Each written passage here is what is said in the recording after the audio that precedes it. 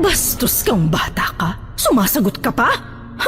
Kaya ka siguro iniwan ng mga magulang mo dito dahil malas ka. Pilantod ka na nga, malas ka pa! Huwag niyo pong idamay dito ang mga magulang ko. Alam kong mahal po nila ako. Mahal? Shai, anong ginagawa mo? Itigil mo na to, Cedric. Wala namang magandang idudulot sa atin ang bagay na yon. Hindi rin tayo magiging masaya sa paghihiganti. Naririnig mo bang sinasabi mo? Ginagawa ko to para sa'yo. Pero hindi na ako masaya at natutuwa sa ginagawa mo. Ang mga taong pinoprotektahan mo ang nagbigay ng sakit sa'yo. Pero tao pa rin sila. Ano pwede nating gawin? Nung una ay nais kong isalba ang kanilang mga buhay sa pag-aakalang sila ay may daan pa sa pagbabago. Ngunit Ano? ngayon ay lubos ko nang nauunawaan ang iyong kapatid.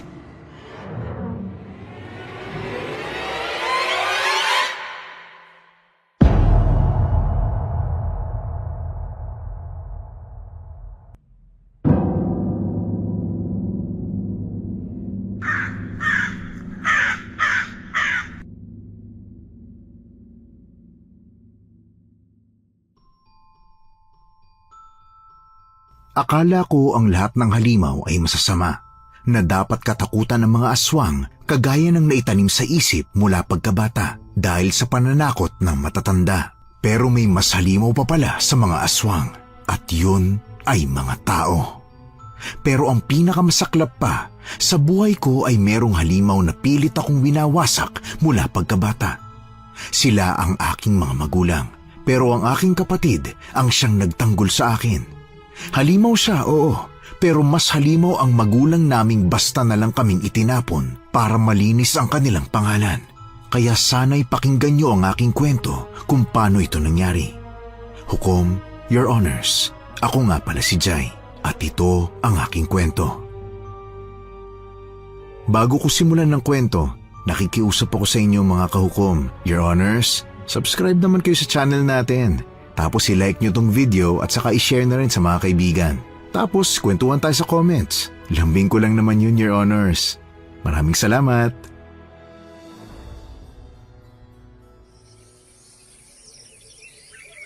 Ate Lorna, maraming salamat para dito. May ibebenta ko rin to para kahit papaano may pandagdag pambili ng pagkain.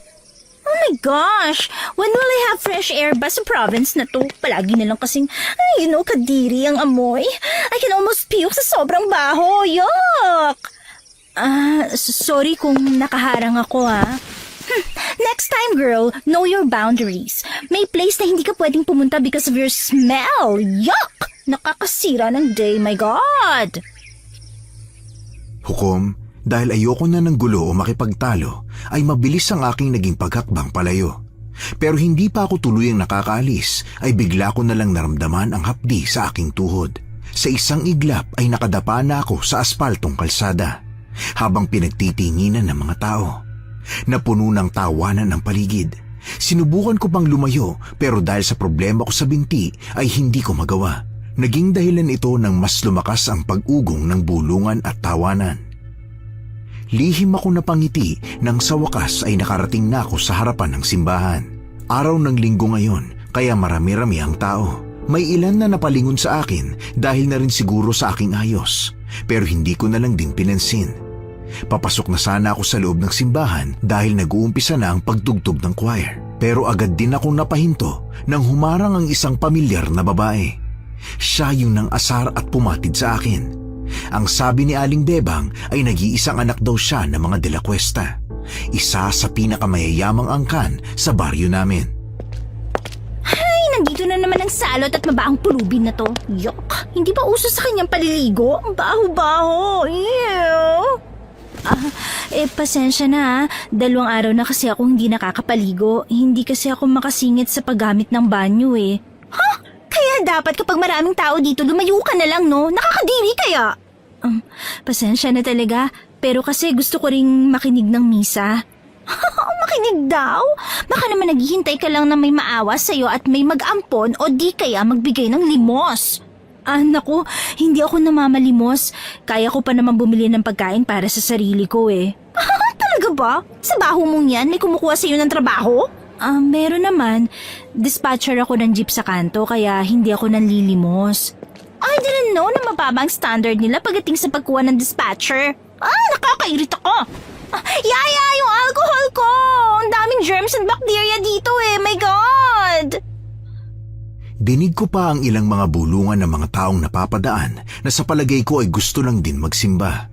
May mga positibong bagay akong naririnig, pero may mga bagay rin na hindi sila sang-ayon sa akin. Biglang may humawak sa balikat ni Hazel. Katulad niya ay maganda rin ang itsura at pananamit nito. Nang lingunin ako ay nakataas na ang isa nitong kilay. Baby ko. May problema ba? Ginugulo ka ba ng pulubing ito? Kulit-kulit niya. Sabi ko umalis na lang siya dito dahil nakaka-effect yung baho niya sa mga nagsisimba eh. Ayaw mong umalis, Iha? Gusto mo bang ipakaladkad pa kita sa mga bodyguards ko? You're making my daughter sick, kaya umalis ka na! Gusto ko lang naman pong magsimba at makinig ng misa. Hindi ko kasalanan na lumapit kayo at naaamoy niyo po ko na mabaho ako. Bastos kang bata ka? Sumasagot ka pa? Kaya ka siguro iniwan ng mga magulang mo dito dahil malas ka. Pilantod ka na nga, malas ka pa! Huwag niyo pong idamay dito ang mga magulang ko. Alam kong mahal po nila ako. Mahal? Bakit ka iniwan? Alam ko po na may dahilan sila. Sigurado po akong babalikan nila ako. Kung ako sa'yo, Iha, hindi na ako aasa. Kasi masakit mabigo. Kasi sino ba ang magkaka-interes na balikan ka kung ganyan ka? Ako, personally, kung ako ang nanay mo, hindi rin kasi kita babalikan. Sama-sama niyo po. Bagay po kayong mag-ina. Pareho po kayong masama ang ugali. At huwag po kayong mag-alala. Hindi ko rin po gusto na maging nanay ko kayo. Hukom, hindi ko na pinatapos ang misa kahit na gusto kong makinig. Nang masabi ko ang mga bagay na yon ay tuluyan na akong naglakad palayo habang pinupunasan ang mga luha na pumapatak sa mata ko. Ayaw kong maapektuhan sa mga sinasabi nila kasi hindi naman nila ako kilala. Pero hindi ko maiwasan isipin na baka tama sila. Na baka kaya ako nandito ngayon mag-isa ay dahil hindi nila ako gustong makasama dahil pilay ako. Dumiretso ako sa bakanting lote na malapit sa simbahan. Siniguro ko na tagong-tago ako sa tao bago ko hinarap ang punso sa aking tambayan. Napangiti ako bago umupo sa harapan nun. Tahimik kong tinanggalan ng mga damong ligaw at ilang mga tuyong dahon ang punso. Pasensya na, nandito ulit ako ah. Wala kasi akong kaibigan kaya sa'yo na lang ako magkukwento kung nandyan ka man. Ikaw na lang ang kaibigan ko eh. Tutal, dito rin naman ako minsan nakakatulog kapag di ako dinalaw ng antok. Alam mo, hindi ko naman talaga dapat papansinin ng mga sinasabi ng iba kasi hindi naman nila ako kilala pero minsan naiisip ko na baka tama sila. Iniwan ako kasi pilantod ako. Sorry ah. Ang drama ko ba? Biglang lumipad papunta sa pwesto ko ang mga dahon dahil sa pag-ihip ng malakas na hangin kasabay ng pagkalat ng amoy ng lupa sa paligid. Isang maliit na nilalang ang lumitaw sa itaas ng punso. Mahaba ang balbas niyang kulay puti. Ang damit niya ay parang gawa pa sa mamahaling tela habang may di maipaliwanag na liwanag na bumabalot sa maliit na katawan nito. Sino ka? Hala, totoo ba to? Hindi ako namamalikmata? Akala ko ba nais mong makipagkaibigan? Ang buong akala ko, buo ang loob mo nang sabihin mo ang bagay na yon. Totoo ka na at nakakapagsalita pa. Bakit? Mas gugustuhin mo bang wala ako rito at tuluyan ka na mabansagan na nasisiraan ng ulo dahil nagsasalita kang mag-isa? Hindi lang ako makapaniwala na may nakikinig pala talaga sa mga drama ko sa buhay. Masaya ako na may nakikinig pala sa mga yon. Hindi ka dapat nagpapapi. Dapat natututo kang lumaban at ipaglaban mo ang sarili mo, no? Ay, sa iyong mga kwento, batid kong pinapalagpas mo lang ang lahat ng mga nakakasakit sa'yo. Hindi naman kasi ako pwedeng lumaban lalo na at mag-isa ako sa buhay. Wala akong magiging kakampi kung sakali. Kaya hinahayaan mo na lang ang lahat na nangyayari sa'yo? Tinatanggap ang lahat dahil hindi ka naman nila pakikinggan? Tama ba? Tama na nga. Ayokong umiyak at baka bumahapan ng luha ko. Kailangan mong matutong lumaban. Hindi ako nagbibiro. Sige na, at lalaban na ako sa susunod.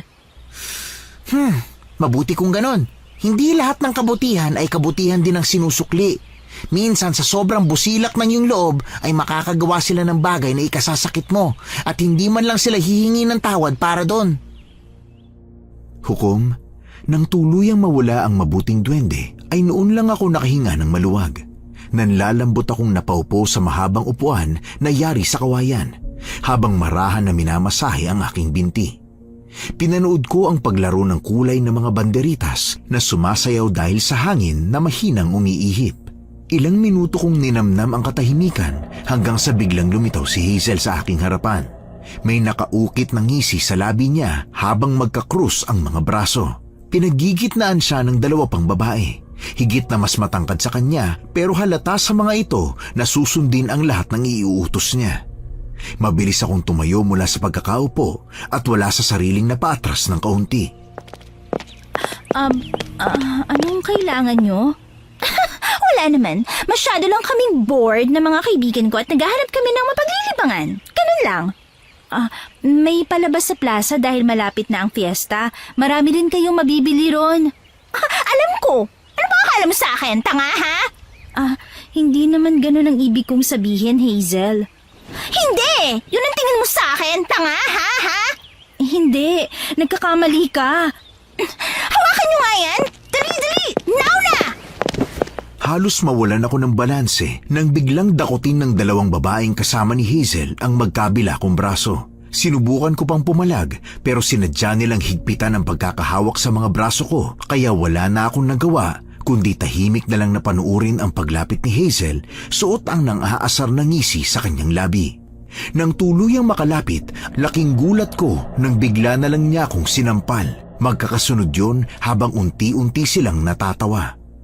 Nakailang ulit ng pagsampal si Hazel sa akin hanggang sa ang madidinig na lang sa bakanting lote ay ang kanyang mga halakhak na halatang tuwang-tuwa siya sa mga nangyayari. Tama na, Hazel. Paano kung gusto ko pa? At gusto pa nila, ha? Paano yun? Pero wala naman akong ginagawang masama sa inyo eh. Meron! Ang huminga at lumapit sa lugar kung nasan ako. Yun ang kasalanan mo! Pero hindi ko naman ginusto yun. Wala naman ako mapupuntahan eh. Alam mo, Jai, hinihingi ko ba ang opinyon mo? Pero nagsasabi lang ako ng totoo. Wala akong pakialam. Hawakan niyo na mahigpit ang babaeng yan dahil maglalaro tayo. Tama na, Hazel. Nakikiusap ako. Sige pa, lunurin niyo pa siya ng pulbo para naman kahit paano bumango siya. Hazel. Mamaya, kunan niyo ng picture, ha? Let the world see our masterpiece. Tama na, please. Tama na, Hazel. Tama lang yan sa'yo, Jai. Para naman bumango ka kahit paano. Important yan at mamahalin, ha? Mariin ang pagpikit ko. Mabuti na lang ay matapos ang ilang minuto ay nakarinig kami ng mga yabag. Doon lang huminto ang tatlo sa ginagawa. Iniwan ako nakaluhod habang puting-puti ang buhok bago ko pa makita ang kapitan na mabilis akong nilapitan at tinanong kung ano ang nangyari. Hindi na ako nag-abalang magsumbong. Sinagot ko na lang na nagkatuwaan kami ng mga bago kong kaibigan kaya ganun ang aking ayos. Ilang beses na niguro ang kapitan bago ako tuluyang iniwan. Tahimik akong nagpahinga ng malalim matapos kong tumayo mula sa pagkakaluhod. Naglakad ako papalapit sa punso at doon umupo sa harapan nito habang yakap-yakap ang parehong tuhod. Mabilis na lumitaw ang duwende. Nagliwanag pa ito ng ilang segundo bago tuluyang nawala ang ningning sa maliit na katawan nito. Hindi ba sinabihan na kita na matuto kang lumaban? Marami sila. Kung lalaban ako, tsak na mas lalo ako mapapasama at mapapahamak. Wala yan sa dami. Ang paglaban ay nasa tapang at lakas ng loob. Pero Nais kong matutunan mong lumaban para sa sarili mo. Hindi lahat ng tao ay madadaan sa awa, ha? hindi ko alam kung paano. Hindi ko talaga nais lumabas para kausapin ka nung nakaraan. Mas nais kong makinig na lang sa mga kwento mo dahil matagal ko na tinalikuran ng pakikipag-ugnayan sa mga tao. Pero nung nadinig ko ang lungkot at sakit sa boses mo, ay pinangako ko sa sarili kong gagabayan kita hanggang sa kaya mo ng depensahan ang iyong sarili. Hindi ko gustong makipag-away. Wala akong magiging kakampi kung sakaling magreklamo sila. Ngunit depensahan mo lang ang sarili mo. Wala kang gagawing masama. Hindi mo alam ang kalakaran sa mundong ito. Minsan sa sobrang pagpapahalaga sa kanilang reputasyon ay bulag na pagtatakpan ng mga maling ginagawa ng kanilang pamilya o kamag-anak. Diyan ka nagkakamali, bata. Ako'y nabuhay ng higit na mas maaga kaysa sayo. Batid ko ang ugali ng mga tao. Kung ganun nga, dapat alam mo ang sinasabi ko. Wala akong pamilya. Kung lalaban ako, walang magtatanggol sa akin. Hukom, yun ang isa sa dahilan kung bakit pinipilit ko na lang ang pag-intindi at pagpapakumbaba. Walang taong magtatanggol sa oras na kantiin ko ang anak ng mayayaman na pinipilit akong paglaruan. Kahit na gustuhin kong lumaban para sa sarili ko, kagaya ng sinabi ng duwende, ay hindi ko magawa dahil mas lalo akong lulubog. Mas lalo akong magiging kaawa-awa. Dumaan pa ang ilang araw. Natapos na rin ang pista ng baryo at bumalik na sa normal ang lahat. At ang madalas na ingay na lang ng palengke, simbahan, parke ang bumubuhay sa baryo. Habang abala sa pagkubli at panonood sa nagkakasiyahang grupo nila Hazel, ay may biglang humarang sa akin na isang lalaki. Halos manlaki ang aking mga mata sa gulat nang tuluyang makita ang itsura nito. Kulubot man ang muka dahil sa hindi maipaliwanag na karamdaman, ay kitang-kita ko ang pagkakapareho ng aming muka. Ang tanging pinagkaiba lang namin ay ang mga buhok namin. Mahaba ang sa akin, samantalang hanggang batok lang ang haba ng buhok ng lalaki. Malamig ang mga mata nito, matikas at higit na malaki rin ang pangangatawan nito. Iba sa butot balat kong katawan. Sino ka? Ako nga pala si Cedric, ang iyong kakambal. Anong kakambal? Wala na akong pamilya kaya paano ko magkakaroon ng kakambal? Mahabang kwento pero simula ngayon, asahan mo na ang aking proteksyon. Hindi mo na kailangang harapin ang lahat ng nag-iisa. Teka, sandali lang. Hindi ko pa rin maintindihan ng lahat eh. Naguguluhan ako. Bakit ganyan ang itsura mo? Pinaglaruan ka ba ng mga batang pinagtataguan mo? Maayos lang naman ako. Kailanman ay hindi naging mabuti ang panunukso at ituring ang tao na isang laruan. Ayos lang ako. Hindi naman ako nasaktan. Dapat silang makaranas ng parusa para sila'y magtanda. Hindi lahat ng tao pwede nilang kayanin. Hindi mo na kailangan gawin ng bagay na yon. Mas lalo tayong mapapahamak kung gagantihan mo pa sila. Alam mo, hindi ako natutuwa na lumaki kang walang pagpapahalaga sa sarili. Kung tumupad lang sana sila sa naging kasunduan, ay hindi mo mararanasan ang nararanasan mo. Sila? Sinong sila? Ang mga magulang mo. Magulang natin. Ha? Hindi ko talaga maintindihan kung anong ibig mo sabihin. May lugar ka ba na tinutuluyan? Doon ko na lang ikukwento sa'yo. Meron. Halika, dun tayo. Hukom, dahil sa sobrang dami ng mga katanungan sa isip ko, ay mabilis ang mga naging hakbang ko. Sinisiguro ko na hindi ako makikita ng mga naghahanap sa akin, habang ramdam ko naman ang pagsunod sa akin ng misteryosong lalaki na nagpakilala bilang aking kakambal. Naging madali ang aming paglalakad bago namin narating ang bakanting lote kung saan ako nananatili. Nang tuluyang makarating sa mahabang upuan kung saan ako natutulog tuwing gabi, ay hinarap ko na ang lalaki. Kunot ang noo niya habang iniikot ang buong mata sa buong lugar. Napangiti na lang ako nang maupo ako. Marahan ko pang tinapik ang espasyo ng upuan sa aking tabi, kaya wala itong nagawa kung hindi ang umupo rin. Dito ko ba nananatili?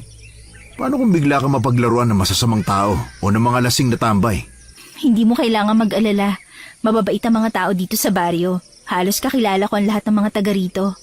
Hindi ko akalain na ganito ang dadanasin mo. Kung alam ko lang sana, sinama na lang kita. Totoo ba ang sinabi mo? Totoo ba na kapatid kita?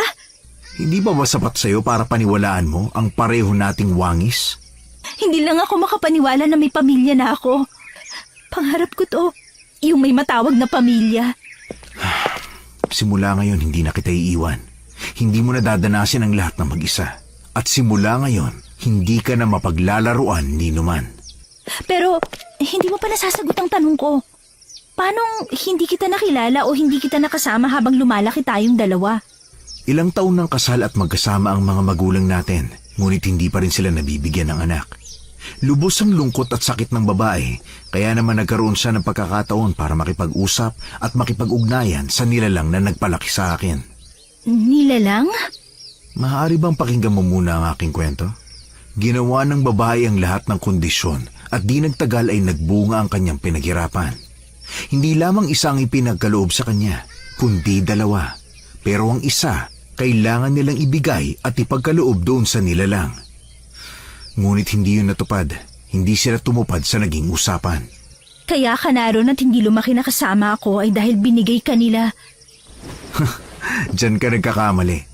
Nang isinilang ako, hindi nila nagustuhan ang itsura ko. Pinagtangkaan akong patayin ng sarili nating ama. Imposible. Isang kademonyuhan, hindi ba? Pero yun ang totoo.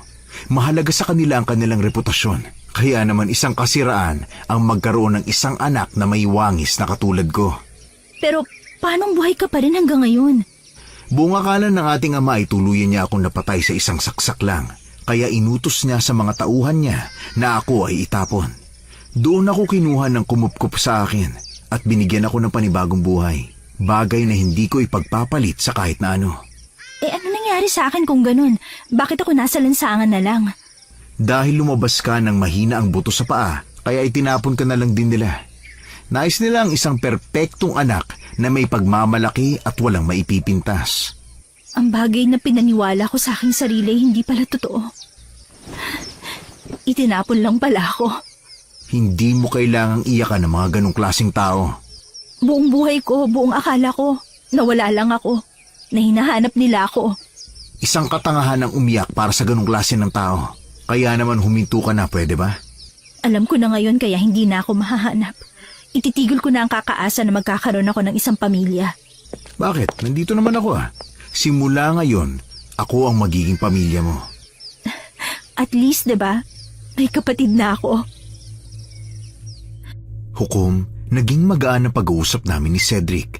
Hindi ito sang-ayon sa lugar kung saan ako nakatira. Pero ayaw ko namang umalis dito dahil na rin sa duwende na naging kaibigan ko.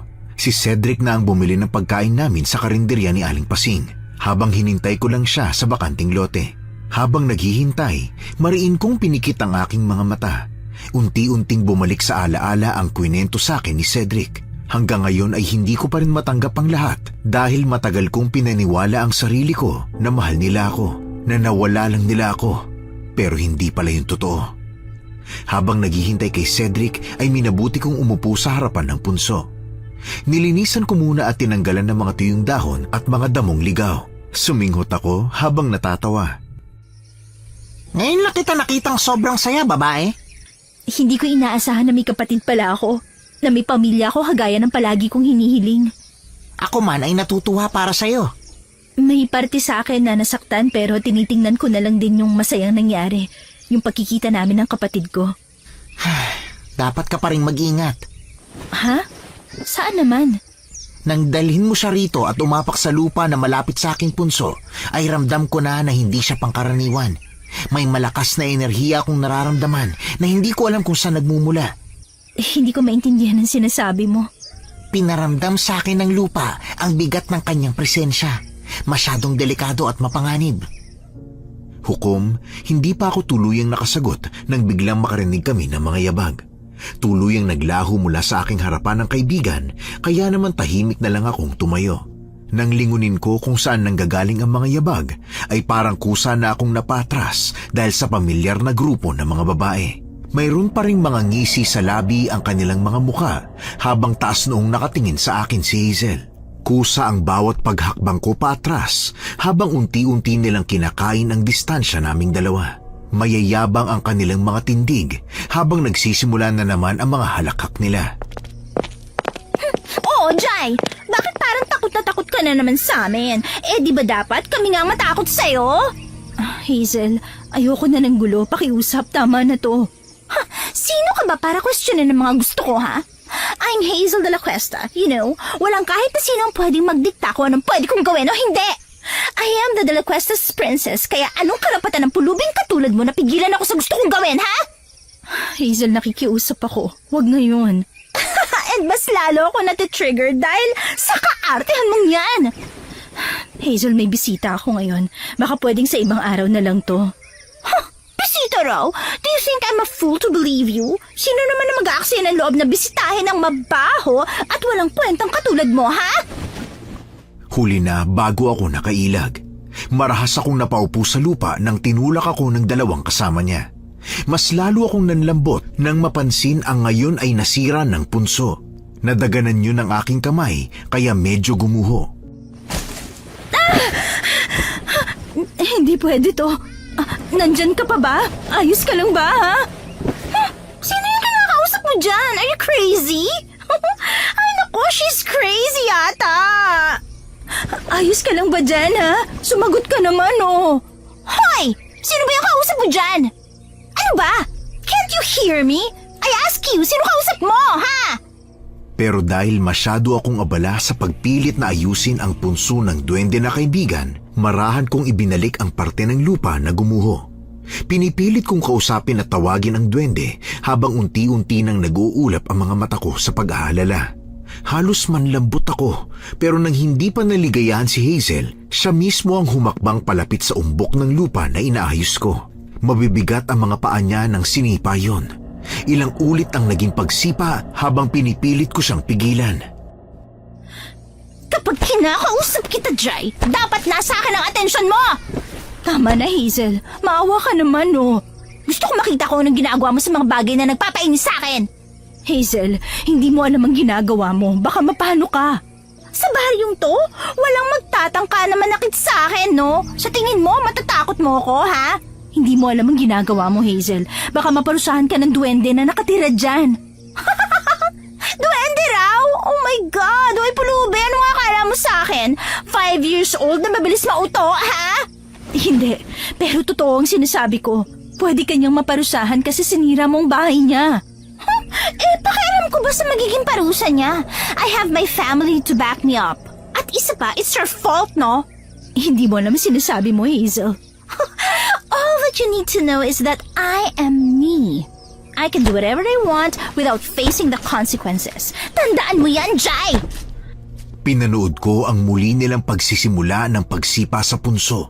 Mabilis akong humarang kaya naman ako ang nakatanggap ng kanilang mga sipa. Pero hindi ko na yun ininda. Umani lang ng halakhak ang ginagawa kong pagpigil bago nila ako pinagtulungang itulak sa tabi ng punso. Pinagpatuloy nila ang kanilang ginagawa at ang mga halakhak lang nila ang maririnig sa buong bakanting lote. Hindi ako makagalaw sa aking kinatatayuan, Hukom. Ramdam ko ang hapdi ng tuhod ko dahil sa maliliit na gasgas na natanggap ko dahil sa pagtulak. Tuluyang tumulo ang luha sa mga mata ko habang nararamdaman ang panlalambot ng katawan. Kaya naman nang tinulak ako ng dalawang kasama ni Hazel ay mabilis akong natumba. Nagpatuloy ang pagsabunot, pagsampal at paghampas sa akin at patuloy lang ako sa pag-iyak. Hindi na ako nag-abalang lumaban pa dahil sa nararamdamang sakit ng katawan. Ngunit makalipas ang ilang minuto ay napaangat ang aking tingin. Narinig yata ang dasal ko, Hukom, dahil bigla silang tumigil. At nakita ko sa aking harapan ang aking kapatid na malamig na nakatitig kay Hazel. Hawak niya ang kamay ni Hazel na nakataas. Halatang-halatang balak pa niyang ipanghampas yun sa akin. Dahil sa galit na nakikita ko sa kapatid, ay pinilit kong tumayo bago ko hawakan ng kanyang braso. Cedric, tama na. Huwag mo nang patulan. Sinabihan na kita. Pero ayoko ng gulo. Kung pumapayag kang ganituhin kanila, pues ako hindi. Oh, it seems like we're telling the truth. Yun nga lang, wala pa rin kwenta yung bisita mo kagaya mo. What do I expect, right, girls? Birds with the same feather flock together. Sige lang, tingnan natin ang yabang mo. Mayabang talaga ako kasi may pera ako at paganda. Hindi katulad yung dukha. Cedric, huwag mo nang patulan. Baka mas lalo tayong mapasama eh. Listen to your friend, dear ugly duckling. Mahirap kalaban ng daddy ko. Tandaan mo yan.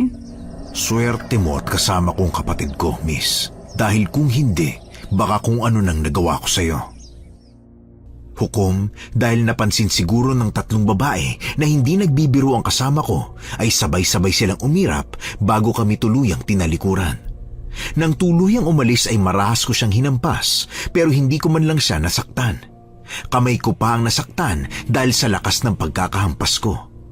Ang tanging reaksyon na nakuha ko kay Cedric ay ang paglingon niya sa akin. Magaan na ang ekspresyon at hindi na katulad kanina na mukhang kayang-kaya niyang manakit. Binanggit ko ang tungkol sa punso na nasira, kaya naman nang matapos kaming kumain ay yun ang pinagtuunan namin ng pansin. Puno ng ingat na binuo niya ang nasirang umbok, kaya naman mabilis din yung natapos. Babalik pa kaya siya? Kapag nalaman ng duwende na inayos ang bahay niya, sigurado akong babalik siya. Hindi ba may tira tayong pagkain? Ibigay kaya natin para maamoy niya. Baka sakaling makatulong para mas maging madali ang pagbalik niya.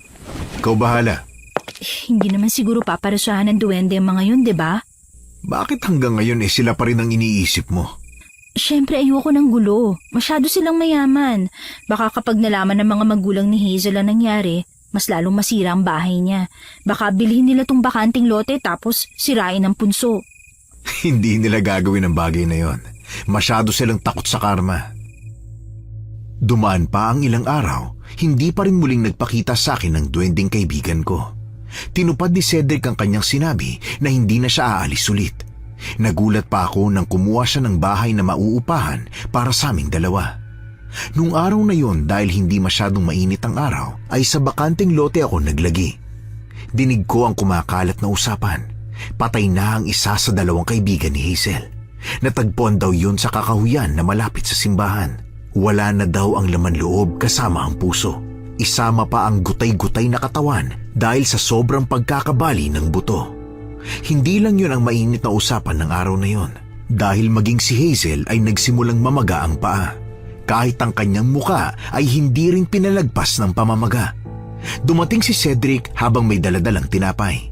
Siguro ay binili na naman niya yun kung saan. Simula nang dumating si Cedric ay hindi na ako nagutom.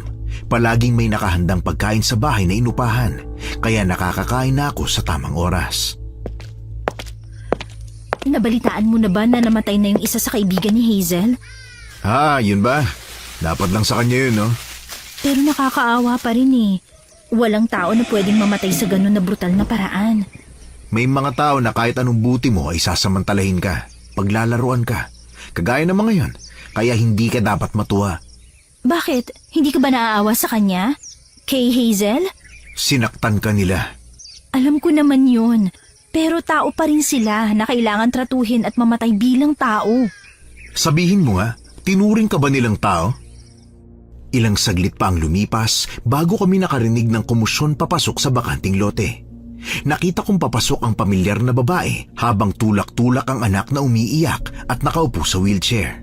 May kasama silang dalawang lalaki. Ang isa tingin ko ay asawa dahil sa kanyang bihis at tindig. Samantalang mukhang albularyo ang kausap niya. May ilan na nakikisuyo kaya dinig na dinig din ang samot-saring bulungan. Napatingin ang may edad na babae sa akin. Napaatras ang kilay niya nang makita ako. Nang malipat ang mga mata niya sa aking kapatid na tahimik lang ding nakatingin sa kanya, ay pansin ko ang bahagyang panlalaki ng kanyang mata. Hindi ko alam pero nakaramdam ako ng tensyon habang nagtitinginan ng dalawa. Kinalabit ko ang aking kapatid kaya bahagya siyang napalingon sa akin. Ano mangyayari sa anak ko, kumpadre? Kailangan mapanagot ang duwende na may gawa nito. Siya ang may kasalanan sa nangyayari sa kanya, Elizabeth. Kung hindi lang sumobra ang katigasan ng ulo ng anak mo, ay wala sana tayo rito ngayon. May dala na akong pagkain. Ano pa bang kailangan?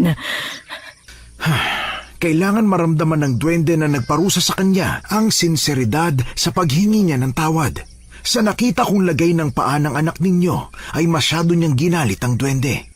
Hindi naman siyang sumira kung hindi ang babaeng yan. Ang pulubing niya na nakasira kaya bakit ang anak ko nahihirapan ngayon? Cedric, kumalma ka lang. Ikaw ang may gawa at may kasalanan nito. Hindi naman ako nakasira niyan eh. Ma, ang sakit. Kung hindi mo tinulak ang kapatid ko, sa tingin mo ba matutumba siya at masisira ang punso? Kapatid? Kapatid ko ang babaeng pinaglalaruan ng anak mo. Umalis ka rito. Bakit kayo nandito? Akala ko ba matapang ka? Bakit nababahaging buntot mo? Dapat patay ka na! Paano buhay ka? Alam na alam mo ang dahilan kung bakit ako nabuhay, Mrs. De La Cuesta. Paalala, sa oras na kantiin ninyo muli ang kapatid ko, ay magkakalimutan tayo.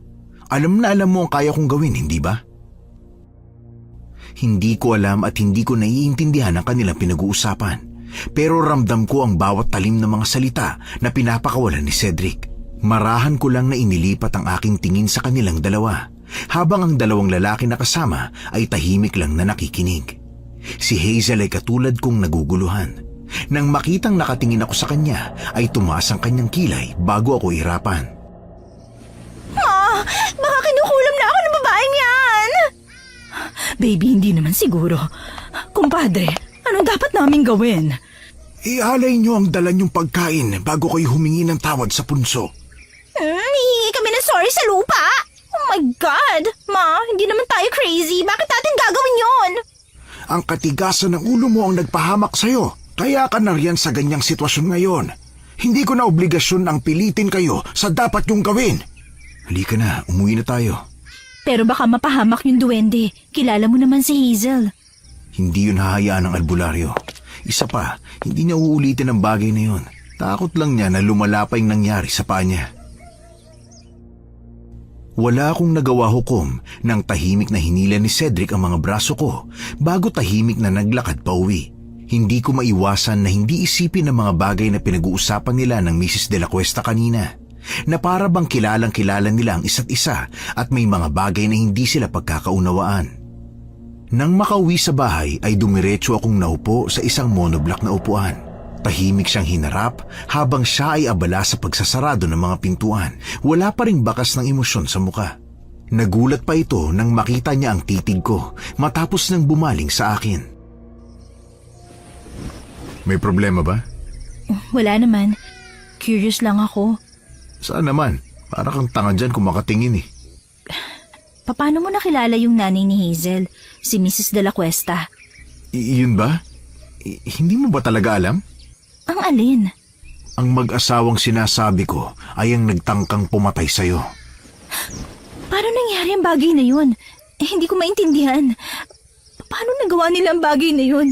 Itinuring nila akong katawa-tawa at ang ating ina. Hindi ko akalain na totoong sinabi niya na mas gugustuhin niya akong itapon kaysa alagaan. Sinabi ko na sa iyo noon, hindi ba? Hindi mo kailangang iyakan ang mga ganong klaseng magulang. Hindi lang ako makapaniwala na kaya naman pala nilang magmahal ng ibang anak. Mahal na mahal nga nila si Hazel eh. Pero sa bagay, si Hazel maganda. Ako, pilantod. Ikaw naman. Ano, pangit? Nagkatinginan kaming dalawa ni Cedric. Namalayan na lang namin na pareho na kaming tumatawa.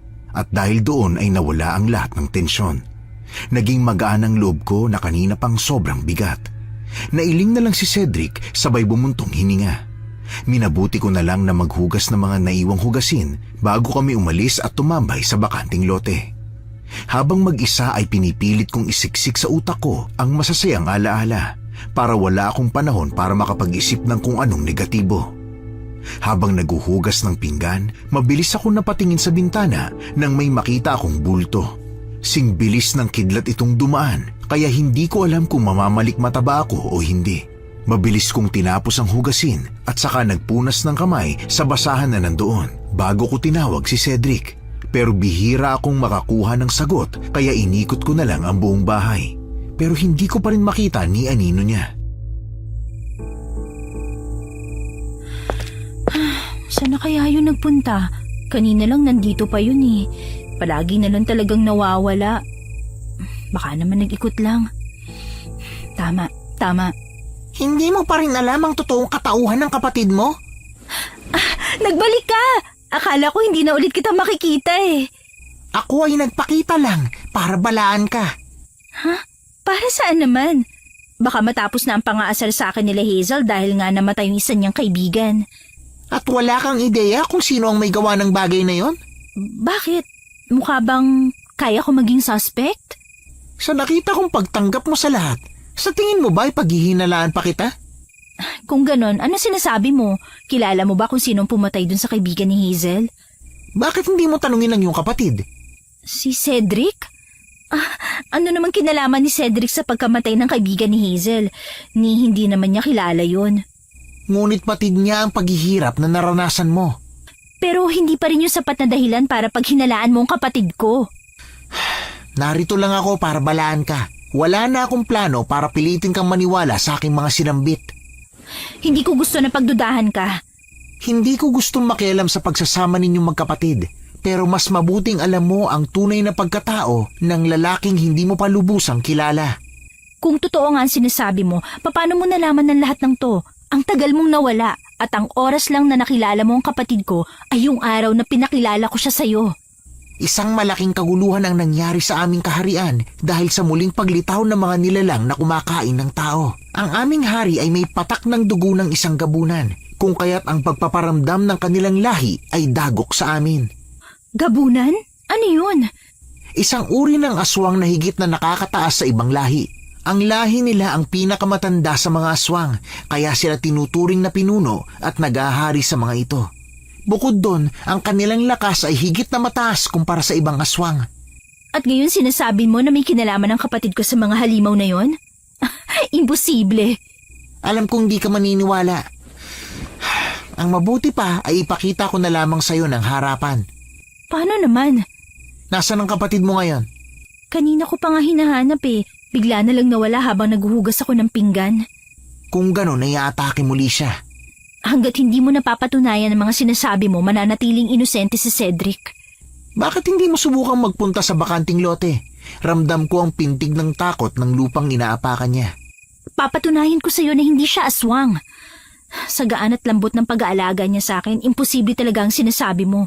Masyadong brutal ang ginawa ng pumatay ron sa kaibigan ni Hazel. Hindi naman kayang gawin yun ni Cedric kaya imposible yung sinasabi mo.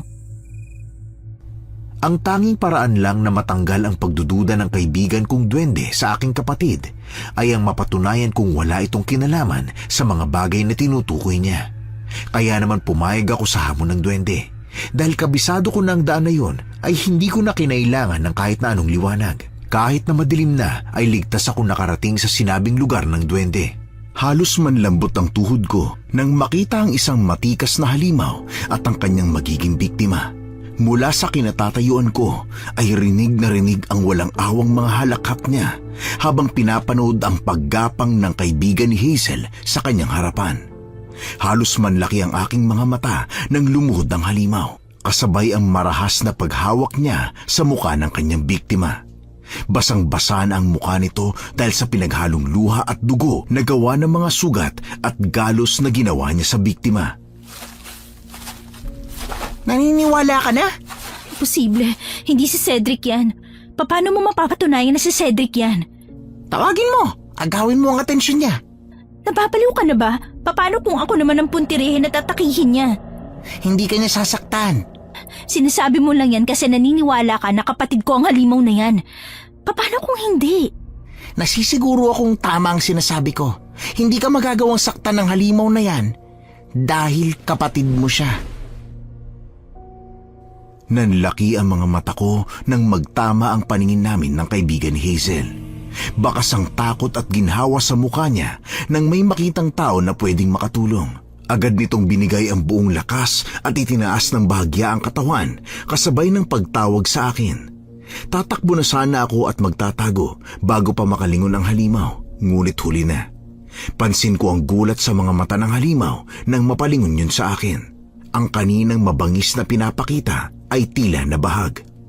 Mula sa tila isang tigre na handa ng sumunggab ay naging isang malambing na pusa ang halimaw. Biglang naglaho ang takot at kaba na nararamdaman ko kanina. Cedric, paano mo ito nagawa? Sinaktan ka nila. Nararapat lang sa kanila na parusahan. Pero mapapatay mo na siya. Wala akong pakialam. Kailangan kong pagbayarin lahat ng manakit sa'yo. Cedric, mali yung ginagawa mo. Kasalanan sa Diyos ang pumatay. Kasalanan sa batas. At ang ginagawa nila sa'yo ay isang kabanalan? Jai, pinoprotektahan lang kita. Masyado kang mabait. Masyado kang duwag, kapatid ko. Dahil ayoko ng gulo. Nabuhay ako mag-isa. Sa tingin mo ba kaya kong labanan ng mga naglalaki ang pamilya nila? Isang kaduwagan. Pwedeng kaduwagan para sa'yo, pero yun lang ang paraan para mamuhay ako ng walang gulo habang mag-isa. Hindi mo yun naiintindihan kaya tumigil ka na. Kailan mo mauunawaan at maiintindihan na hindi mo sila kailangan pakibagayan? Nandito na ako. Ako lang ang kakampi mo.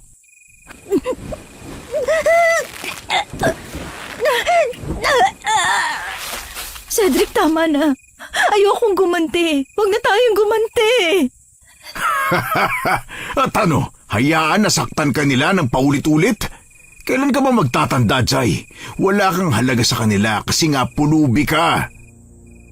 Hukom, nakita ko kung paano diinan ng kakambal ko ang pagkakahawak sa leeg ng kaibigan ni Hazel. Halos mangitim na ang mga labi niya dahil sa pagpigil ng sirkulasyon ng dugo. Sumisigaw ng tulong ang mga mata pero kahit na ako ay hindi alam kung paano siya tutulungan. Katulad ni Cedric sa akin, hindi ko rin kayang saktan ng kakambal ko. Pinanood ko kung paanong lumaki ang ngisi sa mga labi ng aking kakambal habang sinunggaban ng kagat ang kaawa-awa nitong katawan. Nanlaki ang mga mata ko at napatakip pa ako sa bibig dahil sa gulat sa biglaan niyang pag-atake. Dinig ko ang sigaw sa sakit ng kaibigan ni Hazel pero para akong napako sa aking kinatatayuan. Alam kong sa mga oras na ito ay dapat na akong humingi ng tulong pero may parte sa akin na hindi kayang gawin yon. Siguro ay dahil alam kong mapapahamak si Cedric kapag ginawa ko ang bagay na yon o dahil kahit ayaw ko man aminin ay baka natutuwa na ako sa nangyayari. Kaya napatanong na ako sa sarili ko kung totoo nga na yung pangalawa ang dahilan ko. Isa na ba akong masamang tao? Tama na, Cedric. Mapapatay mo na siya. Kung hindi ka dumating ay kanina pa ako natapos sa babaeng to. Cedric naman! Sa tingin mo ba kapag binuhay ko to ay maliligtas ka? Madadamay ka rito. Pero mali ang Sa mundo ko, walang mali at masama. Ang tanging mali lang ay ang masaktan ka.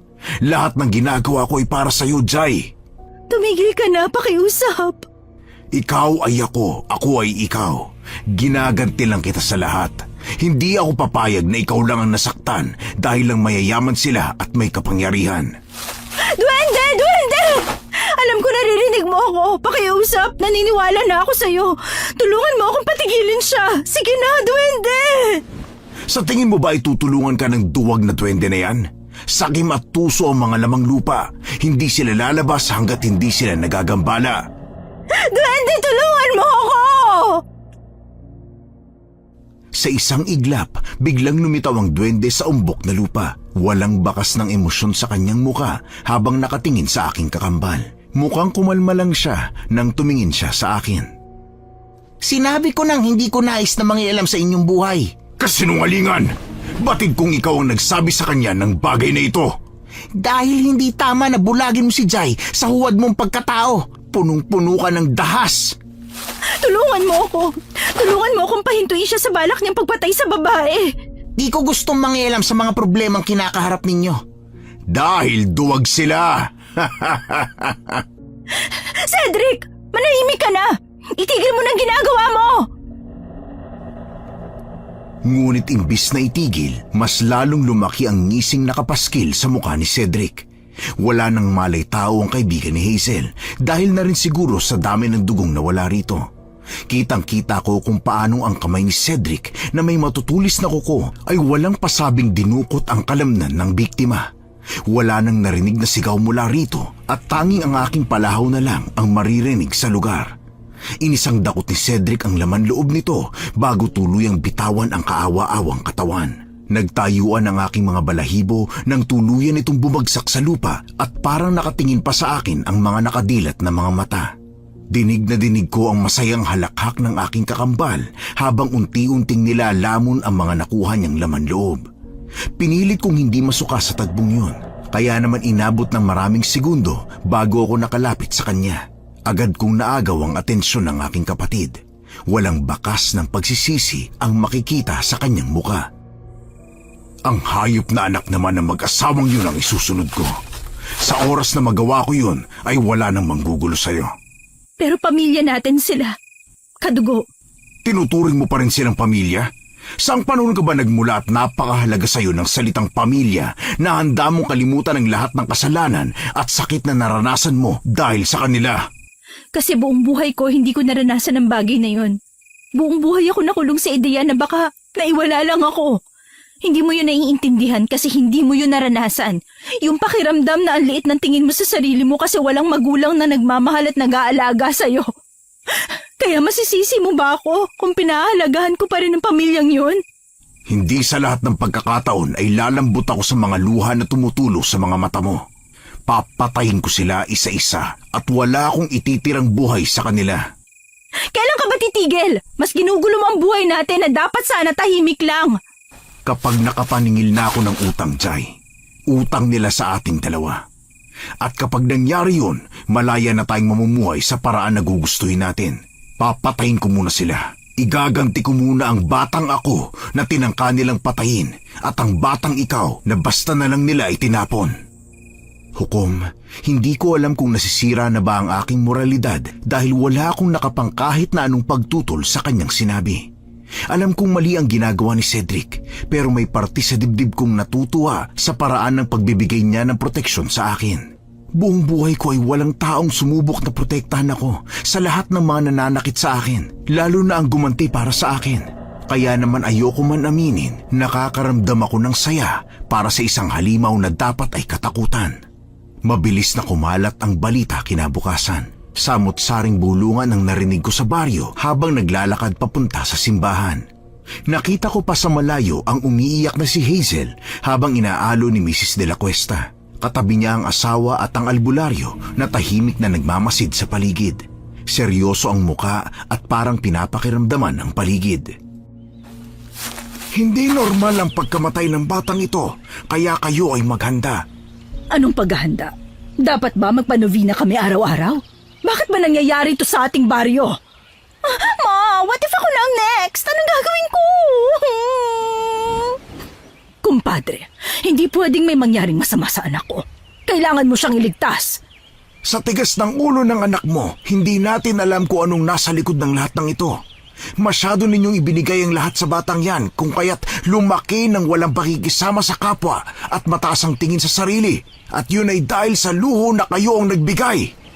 But of course, Hazel is my daughter. She deserves every good thing that this world could offer. Wala na akong magagawa sa mag-ina mo, pare. Ang payo ko na lang ay palagi kayong mag-iingat. Palaging magdala ng bawang at asin. Pupunta ako sa bahay ninyo mamaya para dalhin ang mga bagay na pwede niyong gawing proteksyon laban sa halimaw na umaatake sa mga bata. Hukom, halos mapatalon ako sa kulat nang biglang may umakbay sa akin. Yun pala ay si Cedric lang yun. Tahimik na pinapanood ang nangyayaring komosyon sa aming harapan. May ngising nakaukit sa labi niya habang pinagmamasdan mula sa pwesto namin ang nangyayaring kaguluhan. Halika na. Baka makita pa tayo rito at magsimula na naman ng gulo. Bakit ako matatakot, Jai? Wala naman tayong ginagawang masama. Cedric, halika na. Gusto ko pang manood kung paano sila manginig sa takot. Pag nakita nila tayo, tsak na magkakagulo. Hindi nila tayo magagalaw kasi hindi naman nila alam. Walang may alam. Pero may kasama silang albularyo. Pwede... Walang magagawa ang albularyo sa akin. Isa akong gabunan. Kahit na. Paano kung kumalat sa baryo? Hindi mo alam ang sinasabi mo, Jai. Kasiraan nila ang bagay na yun. Bakit nila ikakalat sa baryo kung dinig na dinig ng mga tao ang sermon sa kanila ng albularyo na lehitimong kaibigan ng hayop na pamilya nila? Isa pa, sa palagay mo ba ay gagawa ako ng bagay na ikakapahamak mo? Narito ako para proteksyonan ka, hindi para dumagdag sa isipin mo. Gaya ng sinabi ko, ako ay ikaw, ikaw ay ako. Wala naman ako magagawa. Alangan namang hilahin kita. Ang laki-laki mo. Para kang langgam na humihila ng malaking bato kung ganon. Inis kong kinurot ang tagiliran niya na mas lalong nagpahagalpak ng tawa niya, kaya naman napalingon ang mga nakikiusyoso at ang pamilyang De La Cuesta. Agad nawala ang ngiti sa mukha ko, pero hindi natinag ang kapatid ko. Patuloy lang siya sa pagtawa kahit na alam kong ramdam niya ang tinginan ng mga tao. Halos madapa ako nang hawakan ako ni Cedric sa braso at tuluyan akong hinila palayo sa lugar. Lumingon pa ako ng kaunti sa iniwan naming eksena at tahimik na lang nagpahila sa aking kakambal. Hindi na tayo inaway kahit nakita tayo. Natakot yun. Alam ni Elizabeth kung kanino siya nakipagkasundo, kaya nawala ang kayabangan niya. Alam niyang ikaw ang may gawa nun? Kahit na, sino maniniwala sa kanya? Isa pa, masisira ang reputasyon na iniingatan nila. Ay, ang sarap panuurin ng takot sa mga mata niya. seryoso ka ba talaga sa gagawin mong pagpatay sa kanila? Bakit? Naawa ka? Hindi ako makasagot sa tanong niya, Hukom. Habang pinapanood ko kung paano mag-alala ang nanay namin sa anak nila, ay wala akong maramdamang awa para sa pamilyang nagtakwil sa aming magkapatid. Alam kong mali yun, kasalanan sa Diyos ang pagpatay. Pero hindi ba kasalanan din ang pagtapon sa bata na ipinagkaloob ng Diyos? Ang pagtapon sa batang dapat na kanilang inaalagaan dahil hiniling nila sa Diyos? Dumaan ang maghapon na natili lang ako sa bahay matapos akong iuwi ni Cedric. Hindi ko alam kung saan siya nagpunta, pero dahil alam ko na ang kanyang pagkatao ay hindi na ako nagugulat sa biglaan niyang pagkawala sa mga ganitong oras. Ang amoy ng lupa ay nagpatigil sa akin habang inaayos ang buhok dahil nililipad ito ng hangin. Iginala ko ang mata sa buong bahay.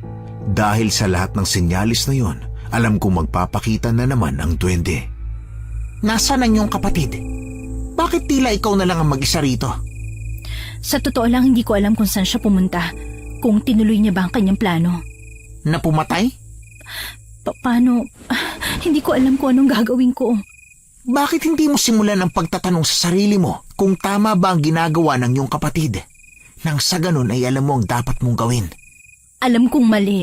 Ang pagpatay pa lang isa ng kamalian. Kasalanan sa Diyos at kasalanan din sa batas. Pero naiintindihan ko rin kung anong pinanggagalingan ni Cedric. Kaya hindi ka na mangingialam? Hukom, hindi ako nakasagot sa tanong niyang yon.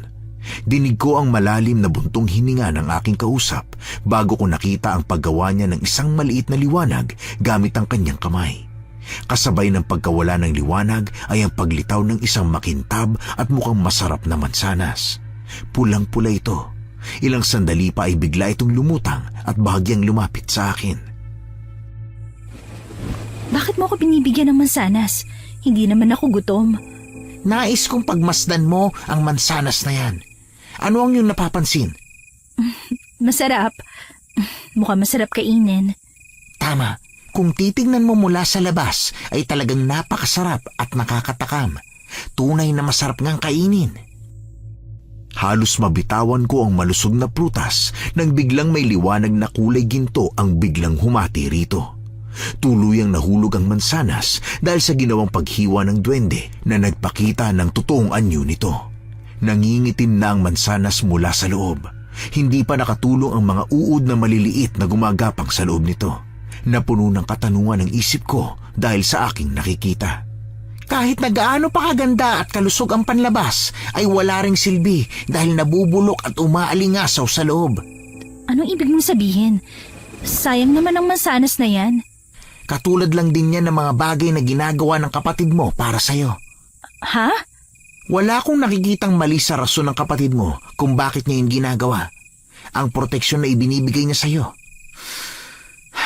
Ngunit ang kanyang pamamaraan, iyon ang masasabi kong mali. Ang pagpatay ay isang malaking kasalanan. Walang dahilan ang magiging sapat para sa ganoong bagay. Pero Katulad ng mansanas na yan, masarap at puro ang lasa. Yun ang dahilan at rason ng kapatid mo sa lahat ng kanyang ginagawa. Nais lamang niyang protektahan ka at ipagtanggol. Ngunit kagaya rin ng prutas na yan, nabubulok at inuuod ang kanyang paraan dahil isang malaking kahibangan ang kanyang ginagawang pagpatay. At sa huli, hindi busilak ang prutas na mayroon ka kaya wala rin yung magiging silbi. anong nais mong iparating kung ganun? Kahit anong payo ko ay ikaw pa rin naman ang masusunod. Kagustuhan mo pa rin ang iyong gagawin. Unti-unti kong naunawaan ang nais na mangyari ng duwende. Nauunawaan ko na siya. Tama ang duwende. Sa huli, kahit na nakapaghiganti na si Cedric sa lahat ng mga tao, ay kami pa rin ang magsasakripisyo. Kami ang mababalot ng konsensya. Kaya naman kahit hindi pa ako nakakapagbihis, ay mabilis kong tinahak ang lugar kung nasaan ang aking kapatid. Hindi ko na kailangang magtanong dahil alam ko at alam ng buong baryo ang bahay na tinitirhan ng mga De La Cuesta. Hindi nakakagulat yun dahil yun ang pinakamalaking bahay sa buong baryo. Lagpas 30 minutos akong naglakad papunta sa bahay ng mga De La Cuesta. Nagkakagulo na ang mga gwardya. Ang bantay sana sa gate ay hindi matagpuan, kaya naman mabilis akong nakapasok sa kanilang mansyon. Naubutan kong naroon nga ang aking kapatid. Malaki ang katawan, ang buhok ay parang mga nyebe sa puti, habang ang mga mata ay nanlilisik. Mahahaba at matatalas ang mga kuko, at ang ngipin ay gapako na dahil sa tulis. Pinoprotektahan ni Mrs. de la Cuesta ang umiiyak niyang anak, habang tahimik na nagmamasid ang albularyo sa kanilang harapan. Nakakalat sa paligid ang mga gwardya, nakatutok ang baril sa iisang tao, na sa isang hakbang lang ay papuputukan nila ang nilalang na nasa harapan nila. Ano pa bang gusto mo? Tuluyan kaming patayin dahil sa buhay na naranasan nyo ng kapatid mo? Huwag kang masyadong mayabang, Elizabeth. Kung ako lamang ang iyong sinaktan, ay wala ka ngayon dito sa sitwasyon na to, hangal. Hindi ko alam ang sinasabi mo. Tama lang ang ginawa ko dahil halimaw ka. Kung halimaw ako, ano ang tawag sa'yo? Huwag na tayong maglokohan dito, Elizabeth. Ikaw ang mas halimaw sa ating dalawa. Hayop ka! Hindi ko matatanggap na lumabas ka sa akin! Mas lalong hindi ko matanggap na magkaroon ng isang ina na kagaya mo. Alam mo ba kung bakit ko kayo tinapon? Dahil sa'yo! Dahil halimaw ang gustong kumuha sa'yo! E di mas mabuting hindi ka nalang nakipagkasundo. Mas mabuting hindi ka nalang humiling sa kanya kung hindi mo tutuparin ang napagkasunduan. Bakit ako magpapalaki ng isang pilantod at isang batang hindi ko alam kung anong klaseng demonyo ang nagbigay? Laking gulat ko nang sa isang kisap mata lang ay nasa harapan na ni Mrs. de la Cuesta ang aking kapatid. Hawak na ni Cedric ang leeg niya. Ang mahahaba at matatalas na kuko ni Cedric ay unti-unting bumabaon sa leeg ni Mrs. de la Cuesta. Tila naging estatwa ang asawa niya habang hindi alam ng mga gwardya ang gagawin. Walang kahirap-hirap na hinagis ng aking kapatid ang babae, kaya tumilapon ito sa dingding. Ma! Halimaw ka! Ano bang ginawa namin kasalanan sa'yo, ha? Marami! Berting, si Hazel, huwag mo siya hayaang masaktan! Aba, ang sarap naman pakinggan ng pagiging mabuti mong ina. Cedric, tama na! Alam mong kahit ikaw ay hindi ako mapipigilan. You know this monster? Ay, sabihin mo sa kanya, tigilan na kami! Please! Ah! Hazel! Para naman babasagin ang iyong anak. Masyadong protektado. Kami ang may kasalanan sa'yo! Sa inyo! Huwag mong idamay ang anak ko! Hindi ko hinihingi ang opinyon mo kaya manahimik ka! Gamit ang mabalahibong kamay ay mabilis na naitaas ni Cedric ang buong katawan ni Hazel. Kaya naman kahit nanghihina pa dulot ng pagkakahagis sa kanya ay mabilis na nakatayo si Mrs. de la Cuesta. Galit ang mga mata niya habang nakatingin sa aking kapatid. Agad na lumapit din ang albularyo, ngunit naging simbilis ng hangin ang galaw ni Cedric, kaya naman hindi siya natamaan ng lubos ng buntot pagi na gamit ng albularyo. Kitang-kita ko ang pamumutla sa mukha ni Hazel, kasabay ng pag-agos ng dugo dulot ng pagkakasakal sa kanya at sa mahahabang kuko na unti-unting tumatagos sa kanyang makinis na balat. Dinig na dinig sa buong bahay ang magkahalong halakhak ni Cedric at ang iyak ni Hazel. Hayop ka! Pakawalan mo ang anak ko! Sa tingin mo ba ay masisindak mo ako? Marami pa kayong lalamuning bigas bago niyo ako mapabagsak. Pakawalan mo si Hazel! Ano ba? Ganito na lang. Maglaro na lang tayo. Buhay ninyo kapalit ng buhay ng pinakamamahal ninyong anak. Ano? Gusto niyo ba yon? Walang iya ka! Alam ko na yon. Ilang beses mo nang sinabi sa akin yan, tama ba? Ngayon, mamili na lang kayo. Itong babaeng to o kayo. Total wala naman talaga siyang kasalanan bukod sa pang-aapi niya sa kapatid ko. Bakit kita susundin? Ayaw mo bang mabuhay to? Siguro mas maganda kung pareho ko na lang kayong patayin. Itigil mo na yan, Gabunan! Huwag kang makialam dito, tanda, kung ayaw mong madamay. Gamitin mo ang mutya at ilagay mo sa buntot pagi, kumpadre. Mutya? Ang mutya ng asin, isang malakas na pangontra sa mga aswang. Hindi ba mapapahamak si Cedric? Ano ka ba? Bakit ang kapatid mo bang inaalala mo? Pwede siyang mapahamak dahil sa sinasabi mong mutya. Halos manginig ang labi ko nang harap-harapan kong makita kung paano tamaan ng buntot pagi si Cedric. Naagaw ni Mr. De La Cuesta ang atensyon ni Cedric dahil sa pag-atake niya. Mabilis niyang binitawan ang sugatan na si Hazel saka itinuon ang buong atensyon sa aming ama. Ang sugat na nagawa ng buntot pagi ay hindi nagpahinto sa bawat galaw na ginawa niya. Singbilis ng kidlat, halos manlambot ako nang makitang naiangat niya ng walang kahirap-hirap si Mr. De La Cuesta. Natatawa pa si Cedric habang pinipilit niyang makawala sa pagkakasakal ng aking kapatid. Ngunit habang ginagawa niya ang bagay na yon, ay mas humigpit pa ang pagkakahawak ni Cedric sa kanyang leeg. Wala kang awa, hayop ka! Hawa? Bakit? Kayo ba naawa, ha? Tatay mo pa rin siya. Pakawalan mo ang ama mo! Pinapapili kita, hindi ba? O gusto mong unahin ko na to? Ano ba? Bakit mo ito ginagawa? They are your parents, ha? Huwag kang mangialam dito dahil sampid ka lang. Akalain mo yun, mas minahal at inalagaan mo ang sampid na yan kaysa sa sarili mong anak, sa sarili mong dugo. Manahimik ka! What does he mean? Ampun ka. Hindi ka nila tunay na anak kasi ampun ka. Paano kung ikaw na lang ang mamili? Buhay mo o mga umampun lang sa'yo? Hayop ka! Dapat talaga namatay ka na noon pa! Wala kang kasing sama! Gusto mo bang unahin ko na ang papa mo, ha? Mas lalong kumabog ang dibdib ko habang nanunood. Ramdam ko pa rin ang maliit kong kaibigan na nasa aking likuran. Aaminin ko, hukom, ang pag-atake ni Cedric sa pamilyang dapat na nagmahal sa amin ay mas lalong nagpagimbal sa akin. Hawak-hawak pa rin ni Cedric ang aming ama. Nakataas na ang mga paa nito sa lupa at parang balak ng panatili ni Cedric na nakataas ito habang unti-unting nauubusan ng hininga. Parang wala lang sa kapatid ko ang bigat na kanyang buhat-buhat. Nakita ko kung paano niya hinambalos ang katawan ni Mr. De La Cuesta.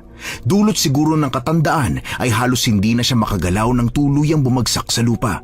Ang nakakakilabot na halakhak ni Cedric ang sunod kong narinig. Mahal! Anong ginawa mo? Ang tagal niyong pumili, kaya ako na lang pumili para sa inyong lahat. Ako? Gusto ko lang ito sa sarili ko! Ayan! Narinig mo ba yon, Elizabeth? Nais ng iyong anak na iligtas ang kanyang sarili. Sadyang nakakagulat! Hindi ko naman sila totoong magulang, ah! Bakit ko ahiyang masaktan ng sarili ko dahil sa kanila, no? Oh, baby, I am your mother. Ha! Hindi ikaw ang tunay kong nanay, no? Tingnan mo nga naman, walang utang na loob. Wala kang awa. Nagmana lang ako sa inyo. Ano bang akala mo sa sarili mo? Santo? Bukod tanging pinagpalang banal? Ha? Kahibangan! Hindi ko inaasahan na mas dudurog sa akin ang aking sumunod na nasaksihan. Muling lumapit si Cedric sa walang buhay naming ama saka sinunggaban ang kanyang katawan. Walang pagdadalawang isip na sinakmal ng aking kapatid ang tiyan ng aming ama. Tumagos ang matutulis na ngipin sa kulubot niyang balat at mabilis na umagos ang dugo mula roon. Hindi natinag ang aking kakambal at habang pinapanood ang eksenang yun ay doon ako biglang natigilan. Napatanong ako sa aking sarili, ito ba talaga ang gusto kong pagganti? Napuno ng awa ang dibdib ko. Hindi ko kayang magbulag-bulagan habang nakikita ang pagpapasakit ng aking kakambal sa mga taong yun. Mabilis ang aking naging hakbang. Gulat na napalingon sa akin sina Hazel at Elizabeth, ngunit nasa kakambal ko lang ang aking atensyon. Matigas at puno ng tapang akong humarang sa pagitan ng dalawang panig. Jai, anong ginagawa mo? Itigil mo na to, Cedric. Wala namang magandang idudulot sa atin ang bagay na yon. Hindi rin tayo magiging masaya sa paghihiganti.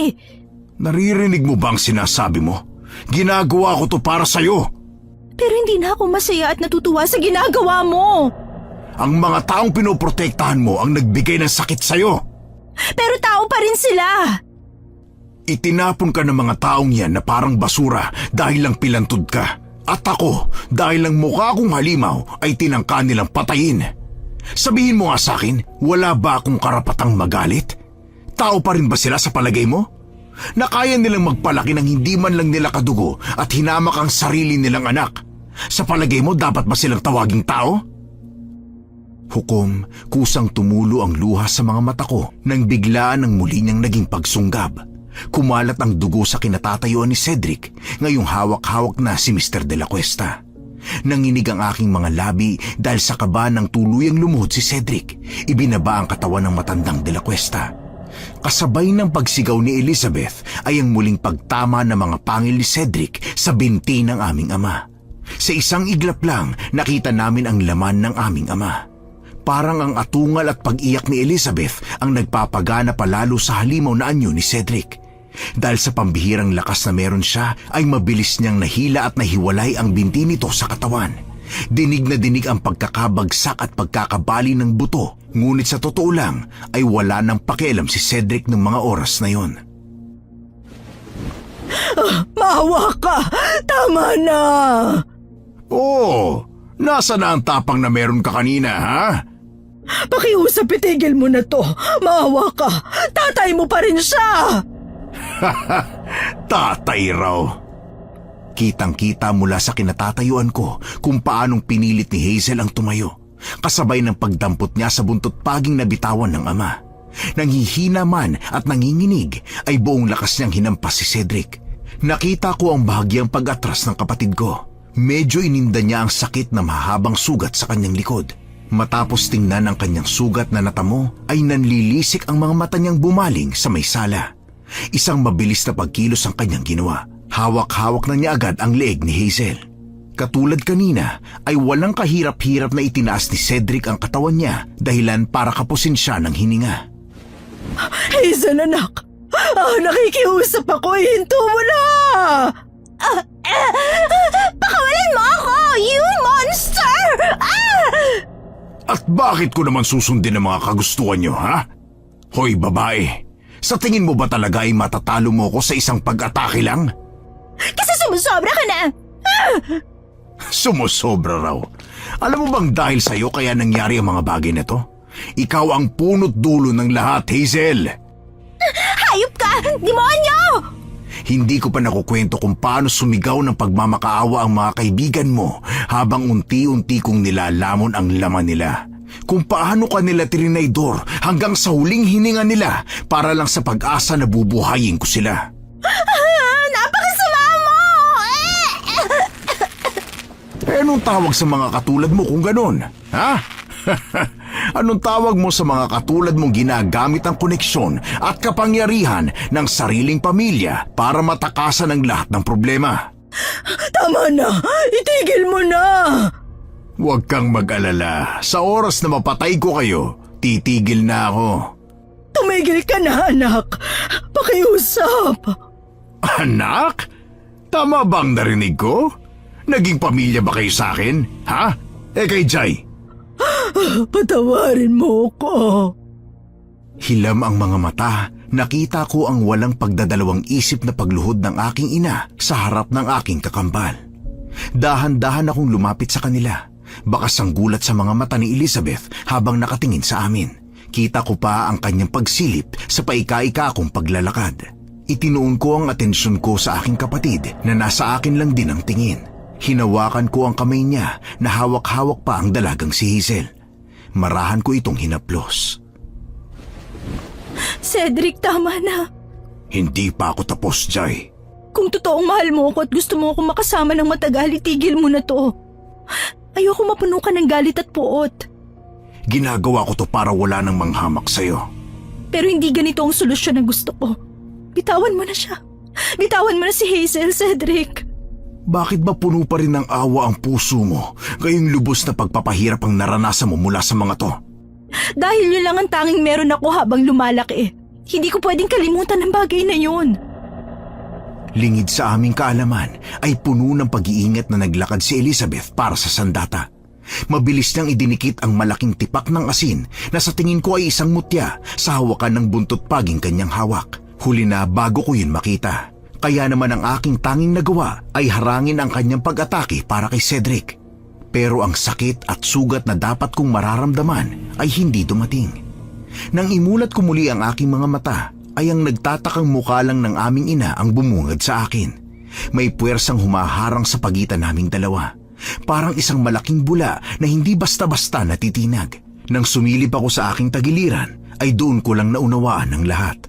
Ang aking munting kaibigan ay tahimik na nakatayo sa aking tabi. Pinagliliwanag ang kanyang mga kamay para sa isang proteksyon. Ang kaninang unti-unting pagpayag ni Cedric sa aking kagustuhan ay naglaho. Mabilis pa sa kidlat ang naging galaw niya. Pero nakabawi na ng lakas si Mrs. de la Cuesta, kaya naman nakatakbo siya papalayo sa halimaw. Ngunit walang-wala ang kanyang bilis para kay Cedric. Isang sunggab sa katawan ang ginawa ni Cedric sa katawan ng babae bago niya inihagis ng walang pagdadalawang isip.